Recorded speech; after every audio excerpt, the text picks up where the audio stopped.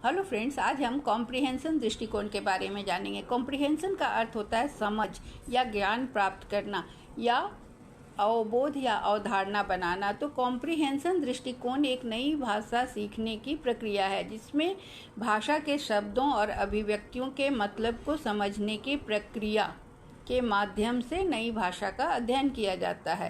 भाषा को सीखने में जो तरीकों पर ध्यान दिया जाता है उसमें क्या होता है, व्याकरण के नियम जानने होते हैं, रटने का फॉर्मूला होता है और उनमें किसी भी तरह की याददाश्त करने की बात होती है। लेकिन यहाँ पर ना तो नियम को जानना होता है, ना रटा जाता है, ना ही किसी चीज़ को याद करना होता है। कॉम्प्रिहेंशन दृष्टिकोण में मतलब बनाने की प्रक्रिया मतलब अर्थ समझने की प्रक्रिया होती है।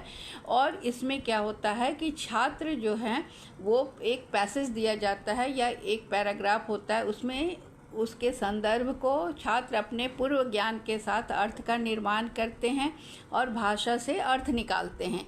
और अर्थ निकालकर इस पैसेज से ही कुछ प्रश्न पूछे जाते हैं। छात्र उसे पढ़कर समझकर उन प्रश्नों का उत्तर देते हैं।